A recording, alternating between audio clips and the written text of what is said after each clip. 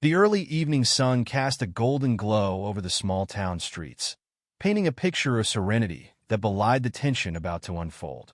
Just off Main Street, the bustling sounds of clinking cutlery and muffled conversations came from a popular diner.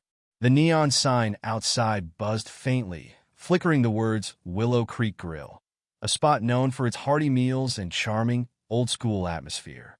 But for some, charm can quickly give way to cruelty.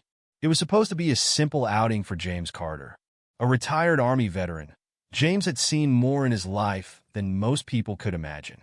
He'd served his country faithfully, endured the unimaginable during his tours, and returned home to build a quiet, modest life for himself. These days, he spent his time helping out at local community events, mentoring kids at the rec center, and occasionally treating himself to dinner at places like the Willow Creek Grill. He wasn't flashy or loud. James carried himself with quiet dignity, a man who believed in respect and decency, even when the world didn't always offer it back. But the moment James stepped inside the diner, something felt off. The chatter dimmed ever so slightly as heads turned in his direction. A few customers gave him polite nods, but others exchanged quick glances, whispering just loud enough for James to sense their unease.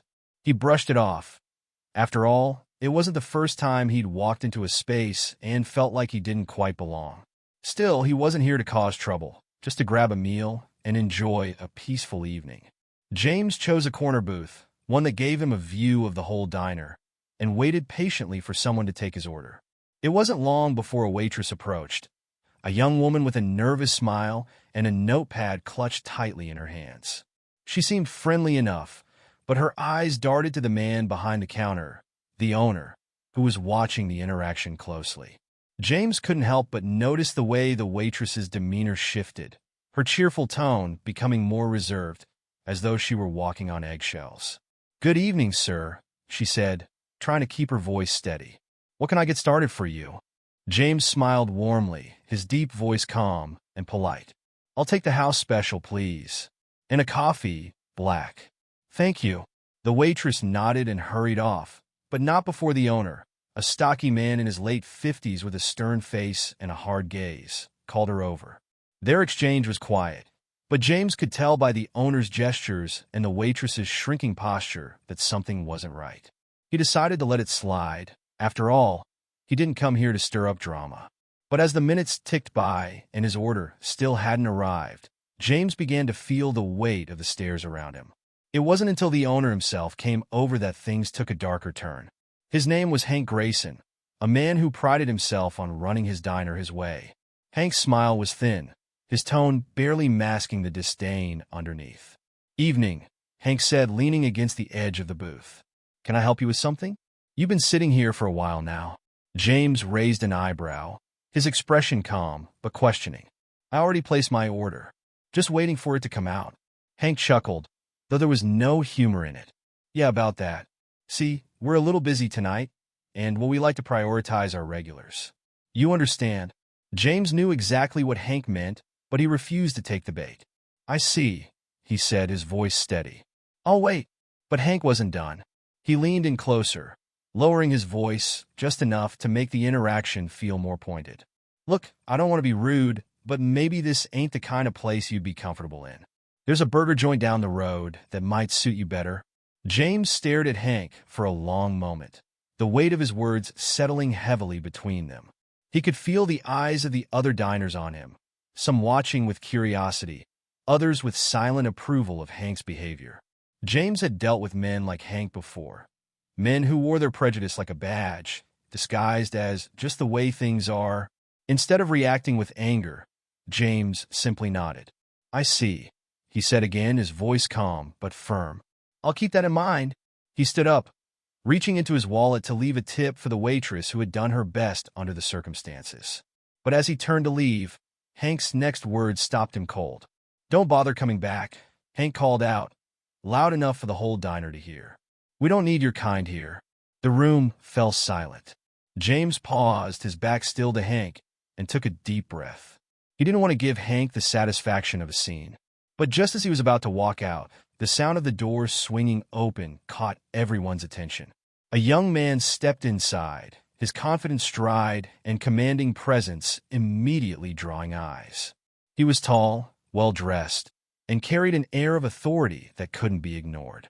James turned to look at him, and the moment their eyes met, a flicker of recognition passed between them. The young man smiled, but it wasn't just any smile. It was the kind that promised something was about to change. "Dad," the young man said, his voice clear and steady. "Is everything okay?" And just like that, the entire diner was on edge, the tension crackling in the air. No one in that room, not even Hank, could have guessed who James Carter's son really was, or what would happen next. The room seemed to freeze as the young man's voice carried across the diner. Even the soft clinking of dishes from the back stopped, the staff no doubt straining to hear what would happen next. Hank's confident smirk faltered ever so slightly, his eyes narrowing as he assessed the newcomer. He didn't recognize the young man, but the way he strode into the room, calm and commanding, made it clear he wasn't someone to take lightly. James stood still for a moment, his expression unreadable as he looked at his son. It wasn't every day that their paths crossed so publicly. While James appreciated his son's sense of timing, he wasn't sure how this situation was going to unfold. The last thing James wanted was a scene, but he also knew that his son, Marcus, wasn't one to back down when he sensed injustice. "Everything's fine," James replied quietly, his voice steady but tinged with weariness. "Let's go." But Marcus didn't move. Instead, he let his gaze sweep across the room, taking in the awkwardly shifting eyes of the diners and the guarded stares from the staff. Finally, his eyes landed on Hank, who was still standing near the booth, arms crossed and chin jutting forward in a show of defiance. "You're the owner?" Marcus asked, his tone casual but with an undercurrent of authority. Hank puffed out his chest, trying to regain his composure. "That's right. Hank Grayson. This is my diner." Marcus nodded slowly, his lips curling into a faint smile that didn't quite reach his eyes. "Good to know?" He took a step closer, his polished leather shoes clicking softly against the tiled floor. The tension in the air was palpable, thick enough to cut with a knife. James placed a hand on Marcus's arm, a silent gesture to de-escalate, but Marcus didn't budge. He kept his focus on Hank, studying him like he was reading a book written in bold letters. "I couldn't help but notice how you spoke to my father," Marcus said, his voice still calm, but with a sharper edge now. "Was there a problem with his order? Or is there another reason he was treated that way?" Hank's jaw tightened. He wasn't used to being questioned in his own establishment, especially not by someone like Marcus. He glanced at James, then back at Marcus, as if trying to piece together their connection. "I don't know what you're trying to get at," Hank said, his voice gruff. "But I run a respectable business here. I don't have to explain myself to you or anyone else." "That's interesting," Marcus replied, his smile fading. "Because from where I'm standing, it looks like you singled him out. Made a point of humiliating him in front of everyone. That doesn't seem very respectable to me." A murmur rippled through the diner as a few customers shifted uncomfortably in their seats. Some looked away, pretending not to notice the confrontation, while others watched intently, their curiosity outweighing their discomfort. The waitress who had served James earlier stood near the kitchen door, her face pale as she wrung her hands nervously. James finally stepped between the two men, his calm presence acting as a buffer.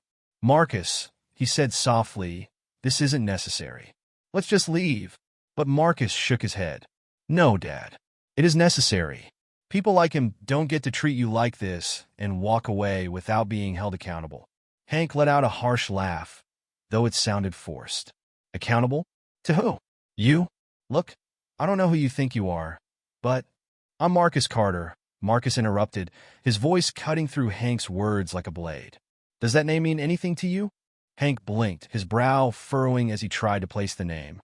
It didn't take long for the realization to dawn on him, and when it did, the color drained from his face. He took a half step back, his bravado suddenly replaced with uncertainty. "You're—" Hank trailed off, his eyes widening slightly. "That's right," Marcus said, his voice quieter now, but no less commanding. "And I think you know exactly who my father is, and who I am." The tension in the room shifted, a mix of shock and curiosity rippling through the diners. James sighed softly, running a hand over his face. He had hoped to avoid this, but now that it was out in the open, there was no turning back. Hank swallowed hard, his confidence crumbling under the weight of Marcus's words. He opened his mouth to speak, but no sound came out. Instead, he glanced around the room, as if looking for someone to back him up, but no one came to his defense. Marcus took a step closer, lowering his voice, so only Hank and James could hear. You think you can treat people however you want, because you're the big man in this little town. But let me make one thing clear. You messed with the wrong family. James placed a firm hand on Marcus's shoulder, a silent plea for him to stand down. That's enough, James said quietly. Let's go. For a moment, Marcus hesitated, his jaw clenched as he stared Hank down. Then he nodded, stepping back. You're right, Dad. Let's go. The two men turned and walked toward the door, the weight of their departure hanging heavy in the air. As they reached the exit, Marcus glanced back one last time, his expression unreadable. Hank stood frozen in place, his face pale and his hands trembling slightly. The room remained silent long after the door swung shut behind James and Marcus, the sound of their departure echoing like a distant thunderclap. Outside, the evening air was cool and crisp, a stark contrast to the heated tension inside the diner.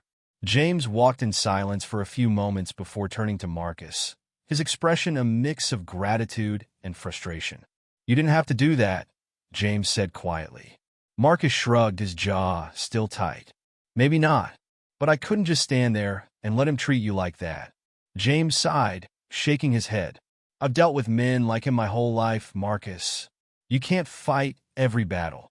No, Marcus agreed, his voice softening. But I can fight this one. James looked at his son, a flicker of pride mingling with the weariness in his eyes. He knew Marcus meant well, but he also knew that this wasn't the end of the story. Hank Grayson wasn't the type of man to let something like this go, and neither, it seemed, was Marcus. As they walked toward Marcus's car, the faint glow of the diner's neon sign flickered in the distance, a reminder of the confrontation that had just taken place. James couldn't shake the feeling that this was only the beginning, that the choices made tonight would ripple far beyond the walls of the Willow Creek Grill. And for better or worse, the world would soon know exactly who Marcus Carter was, and why his name carried so much weight. As the car pulled away from the diner, the silence between James and Marcus was heavy but familiar. James stared out of the window, his thoughts swirling. He hadn't wanted this, hadn't wanted to draw any more attention to himself than necessary. But Marcus, his only son, had always been like this, protective, driven, and unwilling to let injustice slide. Why were you even there, Dad? Marcus asked, his voice breaking the quiet. Of all the places, why that diner? James shrugged, keeping his gaze on the passing streetlights. I've been going there for years. It wasn't always like this. People change, or maybe they don't, and I just didn't see it before. Marcus tightened his grip on the steering wheel. That man, Hank, he doesn't deserve your business, or anyone else's for that matter. I can't believe he had the nerve to act like that. James sighed. It's not just him. It's the people around him who let it happen, the ones who look away. They're the ones who keep people like him in power. But I've learned to pick my battles, son. Sometimes you gotta let things go. Marcus shook his head. I'm not built that way, Dad. I can't just let it go. What if someone else walks in there tomorrow and gets treated the same way? What if it's someone who doesn't have anyone to back them up? James didn't respond. He understood Marcus's frustration, but he also understood the cost of standing up to people like Hank Grayson. It wasn't always as simple as confronting the problem and walking away. Sometimes the consequences rippled out farther than anyone could predict. The car turned onto James's street, the soft glow of porch lights lining the quiet neighborhood. When Marcus pulled into the driveway, James glanced at him, a small smile tugging at the corners of his mouth. You've got your mother's fire, James said, his tone warm despite the tension. She never let anyone push her around either. Marcus smiled faintly, but didn't respond. He helped James out of the car, carrying a small bag of groceries James had picked up earlier in the day. As they stepped into the house, the familiar smell of pine wood and old books greeted them. The living room was tidy, a reflection of James's orderly nature, and a few family photos adorned the walls. Stay for a bit? James asked as he set the groceries on the kitchen counter. I could use some company. Marcus nodded. Sure. They settled in the living room, the soft hum of a jazz record playing in the background. For a while, neither of them spoke, the weight of the evening still lingering. Finally, Marcus broke the silence. You know, Dad, it's not just about you.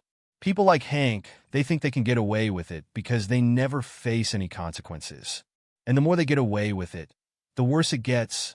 James leaned back in his chair, his hands clasped in his lap. And what do you plan to do about it? Teach him a lesson? Take him down? People like him don't change because someone calls them out, Marcus. If anything, it just makes them dig their heels in deeper. Maybe, Marcus admitted. But that doesn't mean they shouldn't be held accountable. Someone has to push back. James studied his son for a moment, his expression thoughtful. You've always been like this, he said quietly. Ever since you were a kid, you've wanted to fix things. Make things right. It's a good quality, Marcus. But sometimes it's a heavy burden to carry. Marcus nodded, his gaze distant. I get that from you, you know. You might not say much, but I know what you've done for people over the years. The sacrifices you've made. You think I don't notice, but I do. James didn't respond right away, the words hitting him harder than he expected. He reached for his glass of water, taking a slow sip as he gathered his thoughts. I appreciate that, he said finally. But I don't want you to lose yourself in trying to fight every battle. You've got your own life to live, your own path to follow. Marcus leaned forward, his elbows resting on his knees. This is part of my path, Dad. You raised me to stand up for what's right. How can I walk away from something like this? Before James could answer, the sound of a car pulling up outside caught their attention. Both men turned toward the window, their expressions shifting to curiosity. A moment later, there was a knock at the door. James frowned, glancing at the clock. It was late, too late for visitors. He got up and opened the door cautiously, his military instincts still sharp after all these years. Standing on the porch was a young woman, the waitress from the diner. She looked nervous, her hands clutching the strap of her bag as she glanced over her shoulder. Mr. Carter, she said softly, her voice trembling. I'm sorry to bother you, but I needed to talk to you. It's about Hank. James stepped aside, gesturing for her to come in. Marcus stood up, his expression a mix of curiosity and concern. What's going on? James asked as she stepped inside, her eyes darting around the room as if she were afraid someone might have followed her. The waitress took a deep breath, her hands trembling slightly. I don't know if I should be here, but I couldn't stay quiet anymore. What Hank did tonight, that wasn't the first time. He's been like this for years. Toward people like you. She hesitated, her voice faltering. And worse. James exchanged a glance with Marcus, the tension in the room thickening. What do you mean worse? He asked gently. The waitress bit her lip, her eyes filling with unshed tears. He's done things I shouldn't even know about. He's used his power in this town to hurt people, to keep them quiet. And if anyone speaks out, she trailed off, shaking her head. Marcus stepped forward, his voice firm but kind. You're safe here. Whatever you need to say, we'll listen. The waitress hesitated for a moment, then nodded. There's something you need to see, something that might help. But if Hank finds out I told you, we'll handle it, Marcus said, his tone resolute. You're doing the right thing. As she reached in her bag to pull out an envelope, James felt the weight of the evening settle even heavier on his shoulders. Whatever was inside that envelope, he knew it was going to change everything. And for the first time in years, James felt a flicker of something he hadn't allowed himself to feel in a long time. Hope. James watched as the waitress pulled out the envelope with trembling hands. It was worn, its corners frayed, as though it had been handled far too many times. Whatever was inside, it clearly carried weight, both figuratively and literally. She placed it on the coffee table between them, hesitating for a moment before looking at Marcus and James. I've been holding on to this for a while, she said softly. I didn't know what to do with it. But after what happened tonight, I couldn't just stay silent anymore. People need to know who Hank really is. Marcus leaned forward, his gaze sharp and unwavering. What's in the envelope? The waitress hesitated, her eyes darting between father and son. Proof. Proof of what he's done to people. The bribes, the threats, the lies. There's a whole side to Hank Grayson that the town doesn't see, or pretends not to. And for the ones who do see it, they're too afraid to speak out. James's expression darkened, his jaw tightening as he listened. He had suspected Hank was more than just a bigoted man running a small-town diner. People like him usually had layers, and not the kind you wanted to peel back. Marcus opened the envelope carefully, his movements slow and deliberate. Inside were several sheets of paper, a small stack of photographs, and a USB drive. He picked up the papers first, scanning the top page quickly. His eyes widened slightly as he read, but he didn't say anything. "What is it?" James asked, his voice steady but edged with concern. Marcus handed him the papers without a word, then moved on to the photographs. James adjusted his glasses and began reading, his brow furrowing deeper with each line. It didn't take long for him to understand the gravity of what he was holding. The documents detailed a series of transactions, illegal loans, shady business deals, and payouts that all led back to Hank Grayson. The photos painted an even darker picture. Hank shaking hands with a known loan shark, a former employee with bruises on her face standing near Hank's office, and an unsigned letter of resignation that looked suspiciously coerced. Marcus placed the photos on the table and turned to the waitress. "Where did you get all this?" She shifted nervously in her seat. "I used to work the closing shift. Sometimes I'd see things I wasn't supposed to, hear things too. Hank doesn't think much of his employees, so he doesn't bother hiding his business around us. I started keeping track, taking pictures when I could. I didn't know what I was going to do with it all, but—" She paused, her voice trembling. "I knew I couldn't just ignore it." James set the papers down carefully, his face unreadable. He looked at the waitress, his tone gentle but firm. "Do you understand the risk you're taking by coming here? If Hank finds out you've shared this—" "I know," she interrupted, her voice stronger now. "But I can't keep living in fear. He needs to be stopped. And you," she looked at Marcus, "you're the only person I've ever seen stand up to him like that. I thought if anyone could do something, it might be you." Marcus exchanged a glance with his father, his mind racing. This wasn't just about one bad interaction at a diner anymore. This was bigger, deeper. And now, they had proof, evidence that could expose Hank for the man he truly was. "We can't just sit on this," Marcus said, his voice firm. "We need to take it to someone who can do something about it. The police, the press, someone—" James rubbed his chin thoughtfully, his military instincts kicking in. "We have to be smart about this. If Hank has been running things like this for years, he probably has people in his pocket. If we take this to the wrong person, it could disappear, or worse, backfire on her." He nodded toward the waitress. The weight of James's words hung in the air, the implications clear. This wasn't just about justice. It was about ensuring that justice was done safely and effectively. The waitress nodded slowly, her eyes filled with determination. "I trust you to figure it out. I had to do something." Marcus stood, pacing the room as he tried to process everything.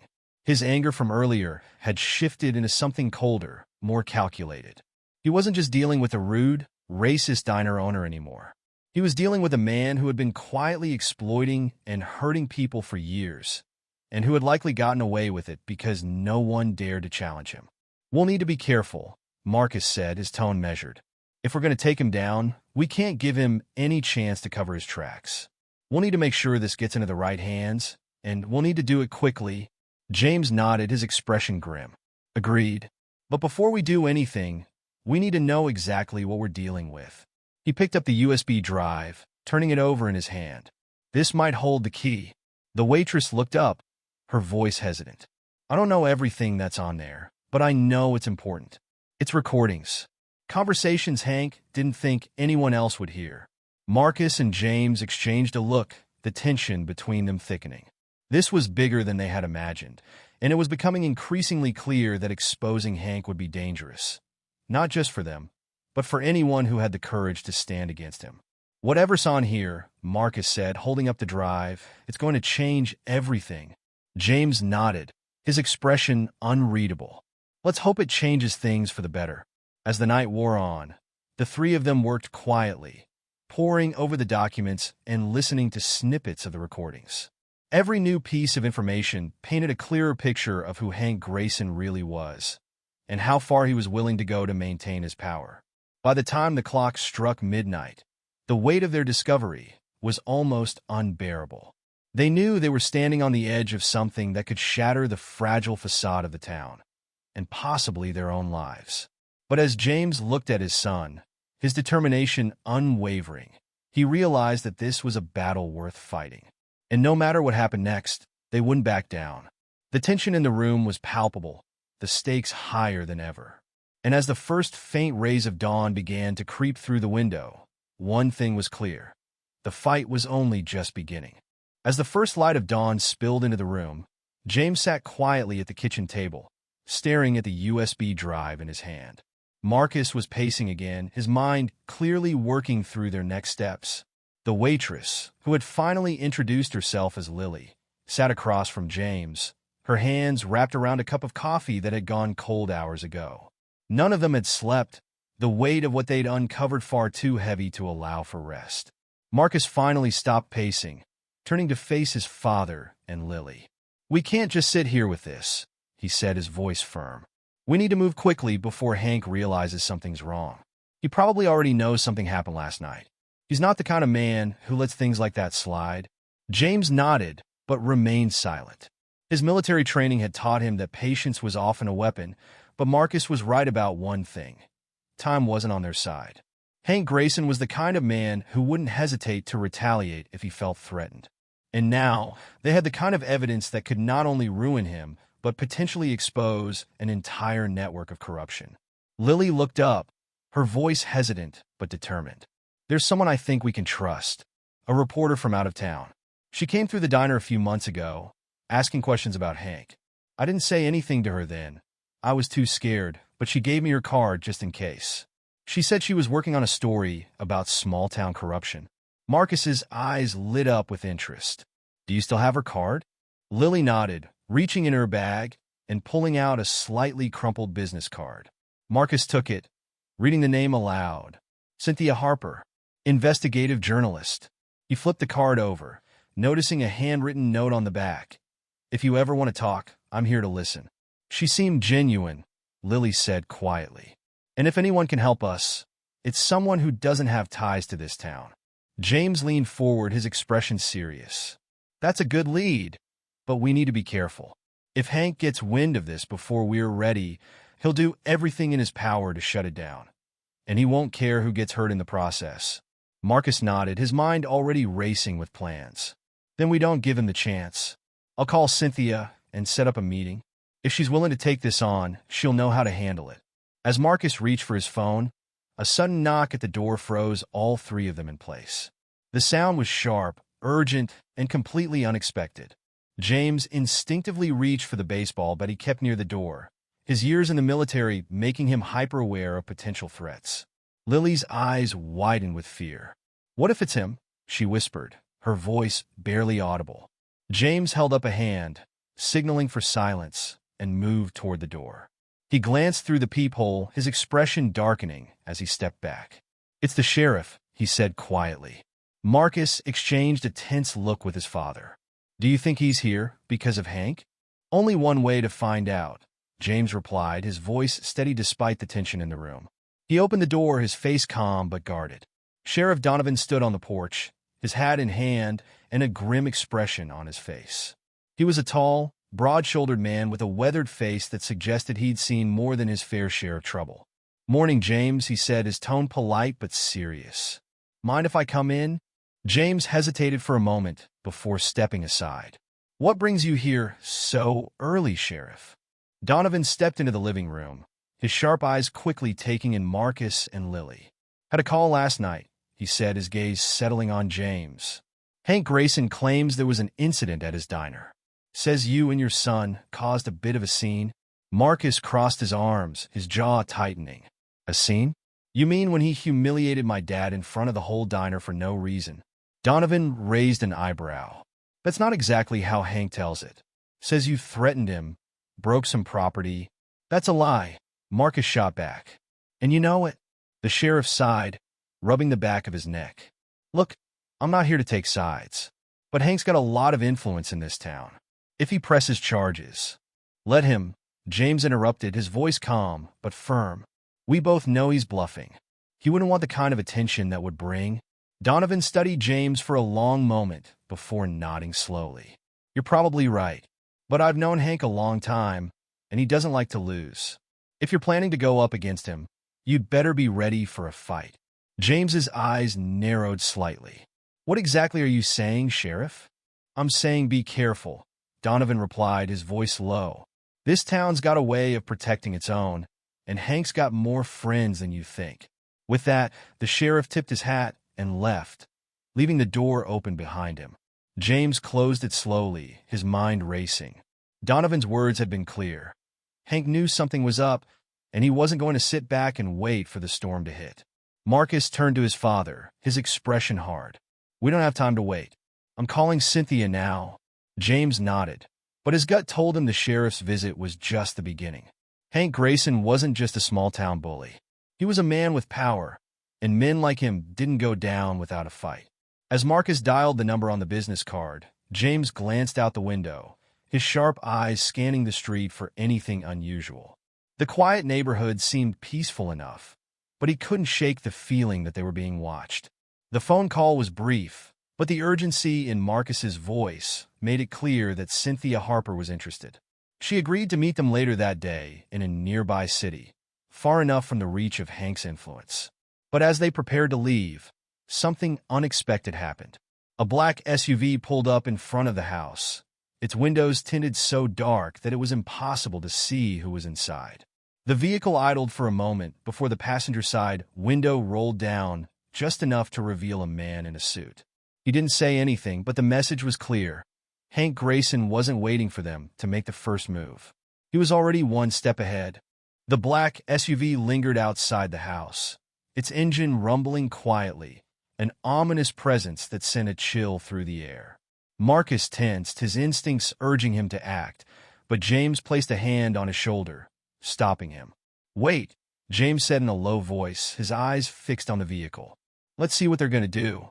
For a moment, it felt like time stretched thin, the tension in the room almost unbearable. Finally, the man in the suit stepped out of the SUV. He was tall, his movements deliberate, and his sharp eyes scanned the house as if calculating every detail. He adjusted his tie before slowly approaching the front door. James motioned for Lily and Marcus to stay back as he opened the door just enough to confront the stranger. Can I help you? James asked, his voice steady but firm. The man gave a thin smile, his expression cold. Good morning. My name is Mr. Reeves. I represent Mr. Grayson's interests. His voice was smooth, but there was an edge to it that made it clear he wasn't here for a friendly chat. He wanted me to deliver a message. James didn't flinch, his military training keeping him calm under pressure. What kind of message? Reeves reached into his jacket pocket, pulling out a neatly folded piece of paper. Mr. Grayson believes you may have come into possession of certain sensitive materials. He'd like them returned, along with your assurance that there will be no further misunderstandings between you. James took the paper, opening it to reveal a written warning, thinly veiled as a courtesy. It was clear that Hank wasn't bluffing anymore. If they didn't back down, he'd escalate, and he wasn't above using threats to get what he wanted. You can tell Mr. Grayson that we don't respond well to intimidation, James said, folding the paper and handing it back. His voice was calm, but there was steel in his tone. Reeves didn't react, but his smile tightened. I'd strongly advise you to reconsider. Things tend to get complicated for people who don't cooperate with Mr. Grayson. James stepped forward, closing the distance between them. You tell Hank that I've faced tougher men than him. If he wants a fight, he knows where to find me. Reeves studied James for a moment before stepping back. Suit yourself, he said, his tone still calm, but laced with warning. He returned to the SUV, and within seconds, the vehicle was gone, disappearing down the quiet street. Marcus exhaled, his fists clenched at his sides. That's it. We need to leave now. If Hank's sending people to our door, he's not going to stop. James nodded, agreeing silently. They grabbed the evidence, the envelope, the USB drive, and packed it securely before heading out. Lily's suggestion of meeting Cynthia Harper seemed like their best chance. They loaded into Marcus's car, keeping a close watch on their surroundings as they left the neighborhood. The drive to the city was tense. Marcus kept glancing in the rearview mirror, checking for any sign of pursuit. Lily sat quietly in the back seat, her hands clasped tightly together. James, sitting in the passenger seat, stared straight ahead, his mind working through every possible scenario. They knew this wasn't just about exposing Hank anymore. This was about staying one step ahead of him and his network. When they arrived at the small cafe where Cynthia had agreed to meet, she was already waiting, a laptop and notepad spread out on the table in front of her. She stood as they approached, her sharp, no-nonsense demeanor immediately apparent. "You must be Marcus," she said, shaking his hand before turning to James and Lily. "I'm Cynthia. Let's talk." They sat down, and Marcus quickly explained everything. Hank's behavior at the diner, the evidence Lily had gathered, and the threats they'd already received. Cynthia listened carefully, her expression growing more serious with every detail. When they handed her the USB drive and the documents, she opened her laptop and began reviewing the files. "This is explosive," Cynthia said after a few minutes. "If this gets out, it won't just take down Hank. It could expose everyone who's been protecting him. But it's also dangerous. If he's willing to send people to intimidate you, he won't hesitate to do worse." "We're not backing down," James said firmly. "People like him rely on fear to keep their power. It's time someone stood up to him." Cynthia nodded, impressed by their resolve. "All right, I'll take this to my editor and start putting together the story. But we need to act fast. Once Hank realizes this is going public, he'll do everything in his power to stop it." As they finalized their plan, Marcus noticed a man across the street, leaning against a car and watching them closely. His heart sank. "We've been followed," he said quietly, nodding toward the window. James turned to look, his eyes narrowing. "Lily, stay here with Cynthia. Marcus and I will handle this." Before anyone could protest, James and Marcus slipped out the back of the cafe, circling around to confront the man. But when they approached, the man didn't run. Instead, he stepped forward, holding up his hands in a gesture of peace. "I'm not here to hurt you," the man said quickly. "I need to talk to you." James didn't lower his guard. "Who are you?" The man hesitated before speaking. "My name's Daniel. I used to work for Hank. I know what kind of man he is, and I know how dangerous he can be. I've been looking for a way to bring him down for years." James and Marcus exchanged a glance, unsure whether to trust him. But Daniel seemed genuine, his desperation evident. "If you're trying to stop him," Daniel continued, "you need to know something. There's more at stake than you realize." "What do you mean?" Marcus asked, his voice cautious.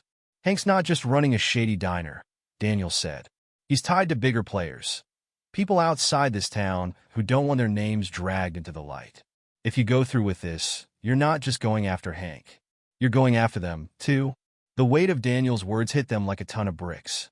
This wasn't just about Hank anymore. This was about exposing an entire network of corruption that stretched far beyond their small town. And suddenly the stakes felt impossibly high. James took a deep breath, his resolve hardening. "We're not stopping," he said firmly. "Whatever it takes, we'll see this through." But just as Daniel nodded, the screech of tires filled the air. A black SUV came barreling down the street, heading straight for them. Marcus barely had time to react as James shoved him out of the way. The SUV came to a screeching halt, and two men jumped out, their intentions clear. The fight was chaotic, but James and Marcus held their ground, using their military training to fend off the attackers. By the time it was over, the men were subdued, and the SUV sped off, leaving them bruised but alive. As they returned to the cafe, shaken but determined, Cynthia was already on the phone with her editor. "This story just got a lot bigger," she said as they walked in. "And now, there's no turning back." The group sat down, their faces grim but resolute. They knew the fight wasn't over, but they also knew they had something Hank and his network couldn't take away: the truth. And they were ready to bring it into the light, no matter the cost. The room inside the cafe fell silent after Cynthia hung up the phone, her expression a mix of determination and urgency. James, Marcus, Lily, and Daniel sat at the table, their faces marked with exhaustion, but their resolve remained firm. The weight of what they were about to do, what they had already done, was sinking in. They were no longer fighting just one man. They were up against a system that had thrived in the shadows for far too long. Cynthia broke the silence. "My editor is fully on board. We're going to fast-track this story. But that means we need to move quickly. Once this is published, there's no going back. Hank and anyone protecting him will come for us, with everything they have." Marcus glanced at his father, his jaw tightening. "We've come this far.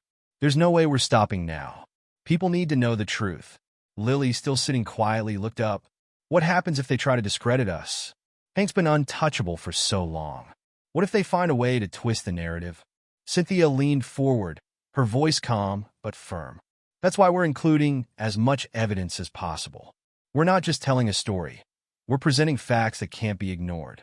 The public will decide for themselves, and the more people who know the truth, the harder it'll be for Hank to bury it." James nodded in agreement, his eyes narrowing. "The truth is the most powerful weapon we have. And once it's out there, it'll be too big for even him to control." They spent the next few hours preparing. Cynthia uploaded the files from the USB drive, cross-referencing them with the documents Lily had collected. Every piece of evidence was organized, every connection laid out clearly. Marcus and James shared everything they had learned from their encounter with Daniel, adding even more weight to the story. It was a painstaking process, but they all knew how important it was to get it right. As night fell, Cynthia hit send, submitting the final draft of the story to her editor. The room was filled with a tense silence as everyone processed what had just happened. It was done. The wheels were now in motion, and there was no turning back. The following morning, the story broke. It wasn't just a local headline. It spread quickly, picked up by national outlets within hours. The revelations were explosive. Evidence of financial crimes, connections to larger corruption networks, and a detailed account of Hank's reign of intimidation and exploitation in the small town. Cynthia's reporting was airtight, the kind of work that couldn't be easily dismissed. For the first time, Hank Grayson's untouchable image began to crack. The response was immediate. Protests erupted outside the diner, with locals demanding accountability. Some who had been too afraid to speak out before were now coming forward, sharing their own stories of how Hank had manipulated and intimidated them over the years.